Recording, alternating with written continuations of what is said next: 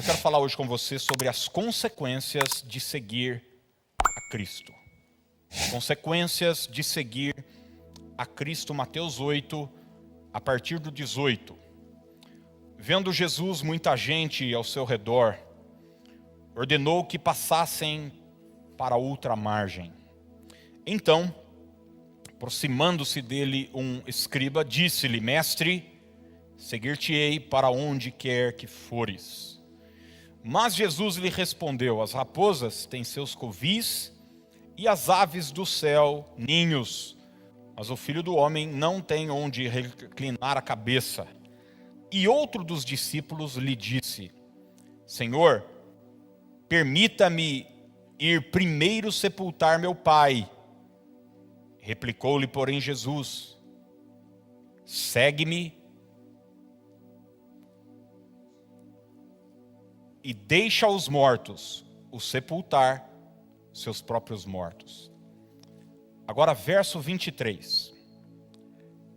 Então, entrando ele no barco, se você quiser grifar, tiver esse costume, grife essa última expressão, seus discípulos o seguiram. Vamos repetir isso juntos? Diga assim: seus discípulos o seguiram.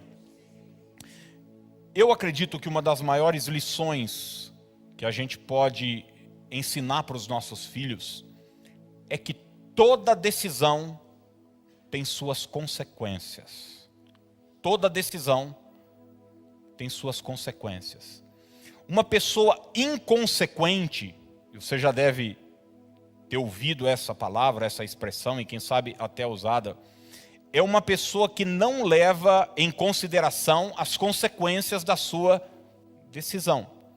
Ela age e não está nem aí. Mas na vida, toda decisão traz consigo suas consequências. Há até uma frase: você é livre para decidir, mas é escravo das suas decisões. O homem colhe aquilo que planta. Por exemplo, você decide se casar. E eu pergunto para você: casamento tem suas consequências ou não? Tem suas consequências. Você decide permanecer solteiro, uma vida sozinho, tem suas consequências? Tem suas consequências. Você chega para sua esposa em determinado momento da vida e diz: amor, vamos ter um filho? Eu me lembro, eu me casei em abril. Completei terça-feira agora, 19 anos de casado. Me casei em abril. Quando foi em janeiro, cheguei para a Dani e falei assim: Dani, vamos ter um neném já? Ela falou: vamos. Ela parou de tomar o remédio. Mês seguinte, bingo. Bola na caçapa. E em novembro, chegou a nossa primeira filha. Tem consequência, não? Inúmeras consequências. Seguir a Cristo não é diferente. Pelo contrário, quando você toma a decisão de seguir a Jesus, de andar com Jesus, você precisa entender que isso vai afetar a sua vida de forma tremenda. Isso trará desdobramentos na sua vida. Gente, bota uma coisa na sua cabeça: Jesus não veio ao mundo para inaugurar uma nova religião. Jesus não veio ao mundo para começar uma nova filosofia de vida. Jesus não esteve nesse mundo, não, Jesus veio ao mundo atrás de seguidores, de discípulos. Ele chegava para as pessoas e disse: segue-me, venham. E ele chamava e arregimentou discípulos, e quando ele partiu para o Pai, ele falou para os seus discípulos: façam a mesma coisa que eu fiz com vocês, ensinem os discípulos que vão chegando. E esse texto que a gente acabou de ler é um texto curioso, porque os milagres estão pipocando. Está acontecendo milagre, e aonde tem milagre tem gente. E as pessoas começam a chegar, as multidões começam a chegar, e o verso primeiro que nós lemos lá, que é o verso de número 18, diz que Jesus dá uma ordem para que eles passem para o outro lado da margem do lago de Genezaré ou do mar da Galileia, que na verdade é um grande lago, existem inúmeras cidades ao redor do mar da Galileia. E Jesus dá uma ordem para os discípulos: vamos atravessar para o outro lado. Quando a multidão ouviu isso, que Jesus iria embora, que Jesus estaria se ausentando daquela cidade, iria para outra, muita gente começou a chegar, e o verso de número 19 diz que um escriba era um homem importante da época, ele chega para Jesus e diz: mestre, eu vou te seguir por onde quer que o senhor for. Eu tô junto. Onde o senhor estiver, eu vou estar. Mas é interessante a resposta que Jesus dá para esse escriba. Ele não fala para o cara o seguinte: poxa, que legal, já era hora de eu ser reconhecido. Poxa, que legal, essa é uma decisão importante que você está tomando. Não, pelo contrário. Jesus, em outras palavras, diz para aquele escriba o seguinte: você tem certeza que você quer me seguir? Você tem certeza que você vai tomar essa decisão? Sabe por quê? Porque as raposas têm seus covis, as aves dos céus têm os seus ninhos, mas o Filho do Homem não tem onde reclinar a cabeça. O que Jesus está dizendo para aquele cara é o seguinte: olha, me seguir tem um preço. Me seguir traz suas consequências. Posteriormente, um outro camarada chega e diz para Jesus: eu vou te seguir por onde quer que o senhor for. Eu só tenho uma demanda: meu pai está meio ruim das pernas, está ruim de saúde, deixa eu enterrar ele primeiro e depois eu te sigo. E Jesus mais uma vez deixa claro que segui-lo tem um preço e trará consequências. E o verso de número 23 diz então que Jesus entra no barco e o que acontece? Seus discípulos o seguiram. O que é que a gente precisa levar em consideração antes de entrar no barco com Jesus? É isso que eu quero falar com você hoje à noite. Quais são as consequências? O que implica na nossa vida o fato da gente estar onde Jesus estiver?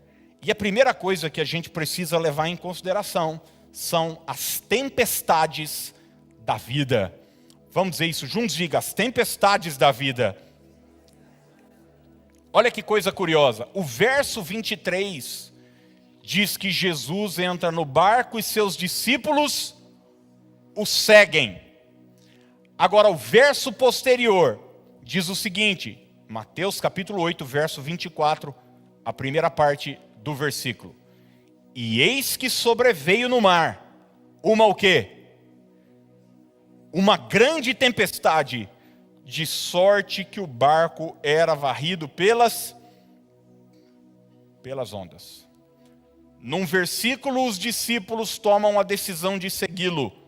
No versículo seguinte, eles enfrentam uma grande tempestade naquele mar e Jesus está dentro do barco. Infelizmente, muita gente busca Jesus atrás de uma vida tranquila. Eles pensam o seguinte: poxa, eu já ouvi até pessoas dizerem o seguinte: não, eu vou ao culto todo domingo ou toda quinta, porque olha, quando eu não vou, minha semana é uma tribulação. Tudo dá errado. Pois eu quero dizer para você que eu estou há 30 anos nessa, e eu não me lembro, exceto em momentos pontuais e tal, que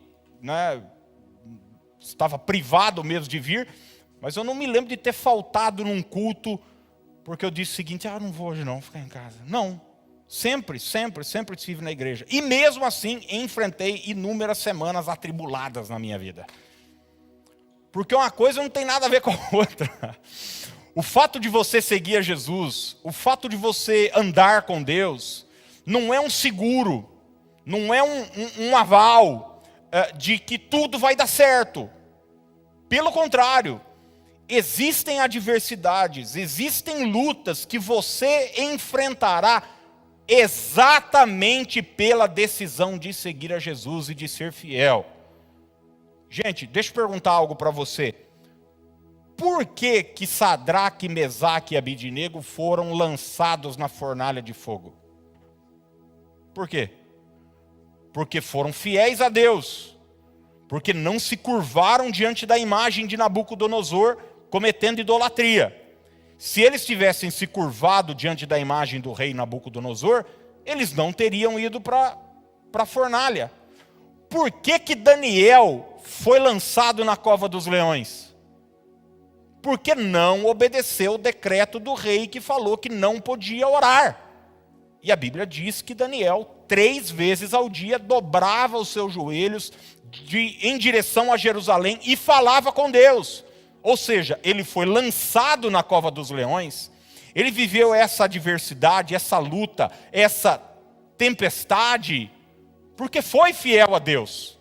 Porque resolveu fazer o que Deus queria que ele fizesse. Por que José foi lançado na prisão, gente? Por quê? Porque não dormiu com a mulher do seu patrão. Por causa disso. Por decidir agir corretamente. O que eu estou dizendo para você hoje é que seguir a Deus, fazer o que é certo, optar por fazer o que Deus deseja que você faça, te trará alguns problemas, algumas tempestades. E deixa eu dizer uma coisa, e se você não estiver disposto a enfrentar isso, sua fé pode esmorecer. Você precisa entender, faz parte do pacote. Quando você vai num fast food qualquer aí, Burger King, McDonald's, tem o combo, não tem? O que é o combo? Você compra uma coisa, mas tem que vir junto outras coisas. Aí você diz, eu não quero batata. Eu falo, não, mas leva, vai ter. Faz parte do combo. Quando você casa, vem um combo junto, não vem? Vem ou não vem? Vem sogra, vem cunhado, vem sogro, vem parente, vem co-cunhado. É o combo. Vem junto. Eu me lembro que trabalhava em Rio Claro ainda, a gente vira e mexe, comprava aqueles pacote de chocolate sortido da Nestlé ou da Lacta, da Garoto, sei lá, cada hora era um. E daí chegava lá no escritório, trabalhava bastante gente na igreja, e daí quando chegava a gente já corria logo para pegar, selecionar o que a gente queria. E sempre sobrava uns. Não tem uns que tem gosto de besouro? Tem ou não tem? Quem já comeu um chocolate desse? Eu me lembro que uma vez eu ganhei um negócio de chocolate e, gente, tinha muito gosto de besouro. E daí mas era chique, era bonito. Era bonito, bem embalado, um pacote bonito, mas tinha gosto de besouro. E daí a gente não comia em casa. Mas sempre que um amigo chegava lá, pastor, você não quer um chocolate e tal, um café? E servia. Depois de um tempo ele percebeu que não acabava. Ele falava, o que acontece? O que acontece? A gente falava, que a gente não gosta, daí serve para você. Quem sabe você gosta? Ele também não gostava, mas por educação está na casa dos outros, né? O que eu estou querendo dizer para você é que não dá para escolher, não dá para selecionar. Eu vou seguir a Cristo, mas isso eu não quero. Eu vou seguir a Cristo, mas as tempestades da vida, não. Quando você está onde Jesus está, você precisa entender que lutas acontecerão, problemas acontecerão, mesmo você sendo fiel a Deus. Olha o que o Salmo 34, verso 19, vai nos dizer. Muitas são as aflições do justo. Muitas são as aflições do justo. A gente tende a achar que uma aflição, que um problema, que uma luta que a gente esteja passando é uma espécie de punição de Deus contra nós. Foi o que os amigos de Jó pensaram. Quando Jó enfrentou toda aquela luta, toda aquela tempestade na vida dele, os amigos de Jó disseram o seguinte: ô Jó, você deve ter feito alguma coisa errada. Tem um que cogitou, inclusive, a possibilidade de Jó ter traído a mulher dele. Mas você vai ver que o livro de Jó começa já falando sobre o caráter de Jó, que ele era reto, que ele era íntegro, que ele se desviava do mal, que ele era temente a Deus, e que isso não o livrou de enfrentar problemas, lutas e dificuldades. Muitos cristãos entram em crise porque não entendem isso. Eles dizem: como é que pode? Como é que pode? Sou fiel a Deus, como é que pode? Eu estou na igreja todo domingo, como é que pode? Eu sou dizimista, eu sou envolvido na obra. Muitas são as aflições dos justos. Quando você segue a Jesus, você precisa levar em consideração as tempestades da vida. Existe uma segunda tempestade que os discípulos enfrentaram, porque a Bíblia relata duas, e Mateus relata as duas. Uma no capítulo 8, que é essa que nós lemos, Jesus está no barco. E a outra do capítulo 14 é o texto seguinte da multiplicação de pães e peixes. Jesus não está no barco, mas ele vem em direção ao barco andando sobre as águas. É uma outra tempestade. Olha como esse texto começa. Mateus 14, 22. Logo em seguida, Jesus, o que é que diz aí, gente? Insistiu. Existe uma outra expressão na revista atualizada, que é compeliu. A ideia no texto original é obrigou. É como se os discípulos não quisessem, mas Jesus disse: vocês vão. Jesus insistiu com os seus discípulos que voltassem ao barco, atravessassem até o outro lado do mar, enquanto ele despedia as multidões. Sabe o que acontece? Os discípulos entram no barco, começam a atravessar o mar, e quando eles chegam no meio do mar naquela noite, uma grande tempestade vem. Uma grande tempestade vem. Os discípulos obedeceram a Cristo. Os discípulos fizeram o que Jesus havia pedido para que eles fizessem. E mesmo assim, eles enfrentaram uma dificuldade e uma luta. Por favor, se você chegou aqui hoje e você é fiel a Deus, você tem servido ao Senhor e mesmo assim tem enfrentado lutas, problemas na família, na casa, no trabalho, emocionalmente, financeiramente, na sua saúde, não deixe o diabo sapatear na sua fé. Não deixe o diabo colocar questionamentos no seu coração. Lutas e dificuldades fazem parte da vida, do processo da vida. Gente, quando Jesus disse aquela palavra em João, capítulo 16, verso 33, que todos nós conhecemos: estas coisas vos tenho dito para que tenhais paz em mim. No mundo passais por aflições, mas tende bom ânimo, eu venci o mundo. Jesus não falou isso para os religiosos que batiam de frente com ele. Jesus não falou isso assim numa reunião com os discípulos. Ele falou: Mateus, João, Pedro, só um segundinho, eu preciso ter uma conversa com Judas, só com Judas, e eu já volto. Ele chamou Judas à parte e disse para Judas o seguinte: no mundo você vai ter aflição, seu sem vergonha. Não. Ele falou isso para João, o discípulo amado. Ele falou isso para Pedro. Ele falou isso para a gente fiel. No mundo a gente vai ter aflição. Então, se você veio para Jesus ou tem frequentado a igreja com o intuito dos seus problemas acabarem, eu quero dizer para você que você está no lugar errado. O que pode acabar com os seus problemas são as organizações Tabajara. Você deve se lembrar disso, né? Seus problemas acabaram. Mas seguir a Cristo traz suas demandas. E uma delas é enfrentar dificuldades e problemas. E daí você diz, mãe, então de que vale seguir a Deus? Bom, você pode enfrentar problemas e dificuldades sozinho. Sem Deus, vai lá, tenta a sorte. Tenta a sorte.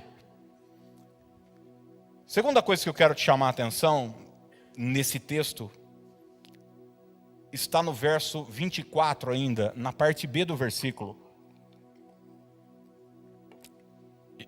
Eu quero prometer para você que a mensagem vai começar ruim, mas no final ela melhora. Tá bom? Diga aí para quem está do seu lado, diga, vai melhorar, aguenta firme. É porque saiu de casa hoje, falou, bom, vou ouvir uma palavra tal. Daí você chegou aqui hoje, eu falando, vai ter tempestade. Você fala, misericórdia, mais ainda? Calma. Essa próxima aqui é ruinzinha também, mas depois melhor. A última é boa. Eu aprendi que as piores notícias a gente dá primeiro e as melhores depois. É sempre assim. Aliás, na Bíblia é assim. O ladrão vem para matar, roubar e destruir. Jesus diz, eu vim para que tenham vida e vida em abundância. No mundo tereis aflições. Tem de bom ânimo, eu venci o mundo. Deus é sempre assim. Ele dá primeiro a má notícia e depois a boa notícia. Verso 24, a parte B, capítulo 8 de Mateus. Entretanto, Jesus, o quê? Dormia. Entretanto, Jesus dormia. Gente, mais difícil do que enfrentar uma tempestade é você ter a sensação de que Deus está indiferente a ela. Mais difícil do que você passar por uma luta, seja ela qual for, econômica, na sua família, seja ela na sua saúde física, emocional, espiritual, na empresa. Mais difícil do que isso é você ter a sensação de que Deus não está nem aí para o que está acontecendo. O pau está comendo, o pau está quebrando, e parece que Deus está nem aí para o que eu estou enfrentando. Se a primeira coisa que a gente precisa levar em consideração quando decidimos seguir a Cristo são as tempestades da vida, a segunda coisa que a gente precisa levar em consideração é o silêncio de Deus. Vamos repetir isso juntos? Diga, o silêncio de Deus. Entre nós aqui só. Já experimentou isso ou não? Hã? Já passou por uma situação dessa? Onde você está vivendo um drama, uma aflição tão grande, e você ora, e a oração que era para ser um diálogo, uma conversa, é um monólogo. Deus não fala. Deus não responde. Deus fica quieto. Você fala, Deus, fala comigo na palavra. Diz que nada faz sentido para você. Deus, nada. Não vê um profeta, não vê uma mensagem, nada. O céu está em silêncio. Parece que o teto é de bronze e nada chega. E às vezes a gente não lida bem com isso. Mas eu quero dizer para você que é normal. É natural. Faz parte. Você não é a primeira pessoa que enfrentou o silêncio de Deus. Que enfrentou essa sensação de que Deus está indiferente ao que eu estou vivendo. E não vai ser a última. Os salmistas enfrentaram isso. E eu já passei por isso por diversas vezes. Aquela sensação de abandono. Abandono. Fala, Deus, e aí? Não vai fazer nada, não? Você não vai... como os discípulos chegam para Jesus e dizem, tu não te importas que perecemos? Isso não é importante. Minha vida não é importante para o Senhor. O que eu estou atravessando não é importante para o Senhor. Olha o que Davi orou. E é curioso porque essa oração de Davi no Salmo 22, é repetida por Jesus na cruz do Calvário, séculos e séculos depois. Olha como Davi ora, e é bom saber, gente, que quem está orando aqui é quem? O homem segundo o coração de Deus. Porque às vezes a gente fala, mas claro que Deus está em silêncio comigo, claro que Deus parece que me abandonou, eu sou apronto, eu nem estou lendo a Bíblia direito, eu sou precipitado, eu faço o que não devo, eu faltei do culto semana passada, e a gente vive essa bobagem de culpa, achando sempre que se o céu está em silêncio, eu não devo estar buscando direito, eu não devo estar atento à voz de Deus, e a gente começa sempre a querer se culpar. Mas Davi ora da seguinte forma, Salmo 22, 1 e 2. Meu Deus, por que me abandonaste? É a mesma fala de Jesus, séculos e séculos depois, na cruz, quando Jesus ora, Eli, Eli, lema sabachthani, significa, Deus meu, por que me desamparaste? Davi segue, por que estás tão distante de meus gemidos por socorro? Todos os dias clamo a ti. Olha o que Davi está falando, não é falta de oração. Meu Deus, mas não respondes. Todas as noites levanto a voz, mas não encontro alívio. Já viveu uma experiência assim? Em que você ora, não é falta de oração, Davi diz, todos os dias eu clamo, todos os dias eu busco, todos os dias, por que o Senhor me abandonou? Por que o Senhor me desamparou? Por que o Senhor está dormindo enquanto o meu barco está afundando? Eu entrei nesse barco porque o Senhor pediu para que eu entrasse. E às vezes a gente tem um aval de Deus para começar um negócio, uma empresa, então você começa. E daqui a pouco tem uma luta, um problema, e você fala, mas como é que pode? Foi Deus quem sinalizou. Você entra numa empresa porque Deus abriu as portas, e de repente lá dentro da empresa você começa a passar por lutas. Deus te orienta a começar um trabalho, um ministério, você começa, com o aval de Deus, e de repente, e daí você ora e Deus parece que está indiferente, em silêncio. Eu quero dizer para você que faz parte do pacote. Eu já ouvi muitas mulheres reclamando que eu disse, pastor, meu marido não fala comigo às vezes. Ele fica em silêncio. Deus também. Deus também, muitas vezes. Eu não estou comparando seu marido com Deus, não. Viu? Então, bem diferente. Mas eu quero dizer que faz parte do pacote. Você casa, você tem que lidar com o silêncio do esposo. Em contrapartida, a irmã não para de falar um segundo, né? É para balancear. Você busca uma explicação para uma luta no casamento, ela não vem. Seu filho começa a ter uma mudança de comportamento, mas Deus está calado. Uma enfermidade aparece e simplesmente Deus não abre a boca. Em nenhum momento você vai ver Deus chegar para Jó e dizer para Jó o seguinte, ô Jó, aguenta firme aí, você enterrou seus 10 filhos, você perdeu todo o seu patrimônio, agora está doente, está se coçando com telha, as suas feridas, seus amigos estão te acusando, mas aguenta firme aí que eu vou te dar o dobro de tudo que você perdeu, e você vai ver o filho. Deus não fala isso. Deus não fala isso, Deus se cala.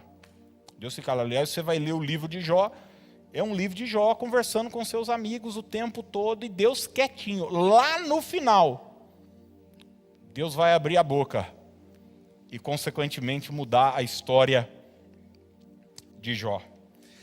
Quando a gente lê a história de Abraão e a história de outros homens de Deus na Bíblia, a gente fica muito assim, isso chama muita atenção da gente, né? Pô, Deus falou com o cara, um anjo apareceu. Por exemplo, a história de Abraão, que é uma história que eu gosto muito. Ela é contada do capítulo 12 até o capítulo 24. Então são aí 12, 13 capítulos que contam a história de Abraão. Mas gente, Abraão viveu 100 e lá vai caqueira. Morreu velho. Você vê a história, Deus apareceu em momentos pontuais. Ele chega para Abraão e fala: sai da tua terra, da sua parentela e da casa do teu pai e tal. Daí daqui a pouco passam anos, às vezes décadas, e daí Deus fala de novo. E às vezes a gente quer um Deus que o tempo todo esteja falando: isso, você está no caminho certo. Você já imaginou um Waze, um GPS assim, que o tempo todo, é isso aí, está certo o caminho, fica aí mesmo, tá, não sai do lugar. Não. Ele chega e fala: é por aqui. E depois, quieto. Então, eu aprendi o seguinte: se Deus não está falando, faça uma coisa: siga em frente. Siga em frente. Continue em frente, continue seguindo a última ordem que Ele te deu. Quando você seguir a Cristo, entenda que muitas vezes Deus vai se calar. Está disposto a isso ou não? Que às vezes a gente quer um Deus que constantemente nos dê explicações do porquê certas coisas estão acontecendo na nossa vida, do porquê certas coisas não estão acontecendo na nossa vida, e a gente tende a idealizar um Deus que nos deve o tempo todo respostas. Por que esse mês as vendas não foram tão boas quanto o mês passado? Por que meu filho tirou nota baixa e não sei o quê? Por que o silêncio de Deus? E em último lugar, agora melhora. E a gente ora, graças a Deus. Ufa! Tem uma coisa que você precisa levar em consideração quando você resolve seguir a Cristo. E eu estou falando de milagres extraordinários. Eu achei que vocês iam ficar felizes. Vou repetir: milagres extraordinários. Milagres extraordinários. Olha que o mesmo texto, que diz que uma tempestade vem, que Jesus está dormindo, é o mesmo texto que diz no verso 26 o seguinte: perguntou-lhes então Jesus: por que sois tímidos, homens de pequena fé? E levantando-se, você pode dizer isso comigo? Diga: levantando-se. Você serve a um Deus que se levanta. Ele vai se levantar. Ele vai se levantar. Levantando-se, repreendeu os ventos e o mar, e fez-se grande bonança. Quando você decide andar com Cristo, você não pode ignorar as tempestades da vida. Mas você também não pode ignorar que Ele acalma as tempestades da vida.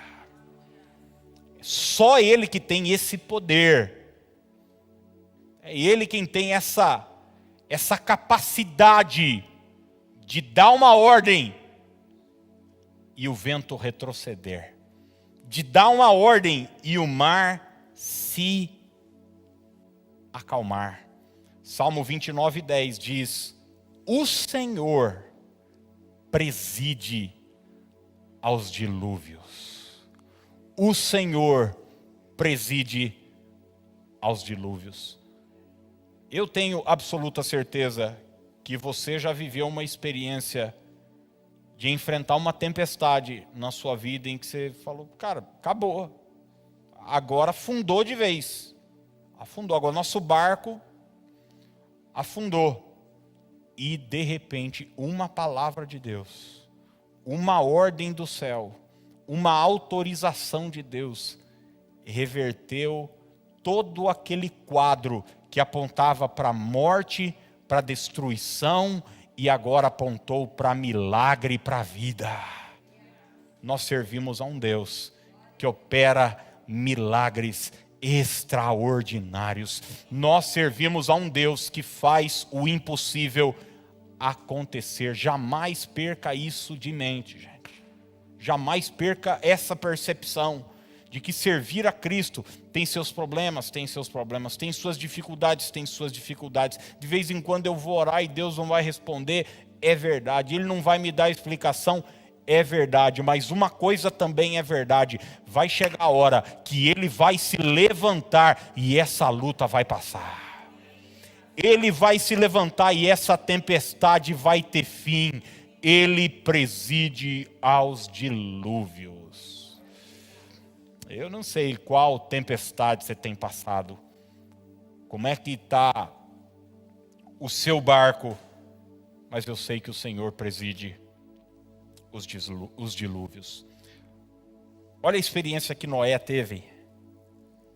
Capítulo 7 de Gênesis, último versículo 24, diz assim: e as águas do dilúvio cobriram a terra por 150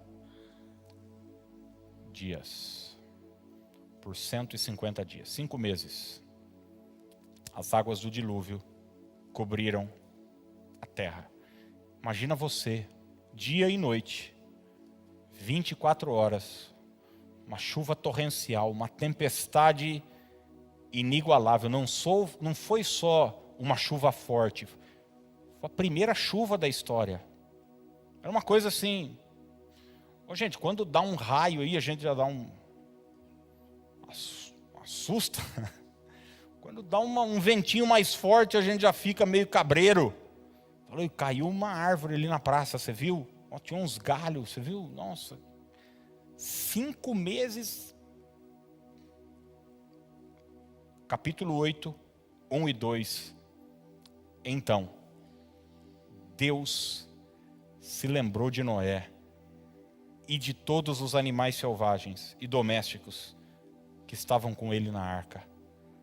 Deus fez soprar um vento sobre a terra e as águas do dilúvio começaram a baixar. Vou repetir: as águas do dilúvio começaram a baixar. As fontes subterrâneas pararam de jorrar e as chuvas torrenciais cessaram. Nós temos um Deus que se lembra dos seus. Nós temos um Deus que tem o nosso nome gravado nas suas mãos. Deus não está indiferente ao que está acontecendo. Isso é uma percepção nossa. Isso é uma sensação nossa. Como filhos, muitas vezes a gente acha, meu pai não está nem aí para mim, minha mãe não está nem aí para mim. Na verdade é só uma percepção infantil de alguém que está vivendo um problema, uma situação. Nós temos um Deus que na hora certa, no momento certo, na agenda dele, ele vai se levantar e uma palavra dele fará esse vento cessar. O texto termina dizendo: quem é esse que até os ventos e o mar lhe obedecem? Esse milagre terminou com um espanto. Eu quero dizer para você que o que Deus vai realizar na sua vida vai não só te deixar, mas deixar quem está à sua volta também espantado pela glória que será revelada no nome de Jesus. Eu termino lendo um versículo de João 1,43, que diz o seguinte: no dia imediato, isso aqui é o início do ministério de Jesus, resolveu Jesus partir para a Galileia e encontrou a Filipe, a quem disse o quê? Segue-me. Ele não falou mais nada para Filipe, ele falou: segue-me. E hoje a pergunta que eu faço para você é a seguinte: e aí? Você vai topar seguir a Cristo? Você vai topar continuar seguindo a Cristo? Você pode hoje renovar os seus votos, seu compromisso com Cristo, dizendo: Senhor, eu vou continuar te seguindo. Mesmo às vezes não entendendo o porquê de algumas tempestades.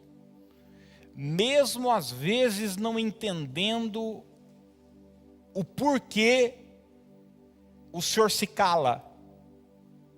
Mas sabendo sempre que em todas essas coisas eu sou mais que vencedor. As lutas vêm e as lutas vão. As tempestades vêm, mas as tempestades se vão. E hoje, em nome de Jesus, eu peço que você que está seguindo a Cristo, respire fundo. Talvez você diga: pô, pastor, mas eu estou com pressa.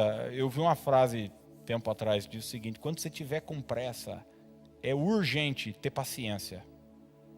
É urgente. Senão você faz bobagem. Senão você faz besteira. Mas siga a Cristo sabendo da coisa certa. Sabe aquela coisa, você não casou enganado?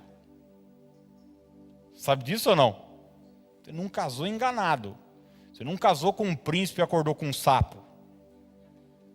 Apesar de alguns e algumas viverem uma experiência dessa. A proposta de Cristo é a seguinte: é não te enganar. Quem ilude é Satanás, te prometendo o mundo, a glória e tal, e depois vem a conta, o preço. Sabe o que eu estou falando ou não?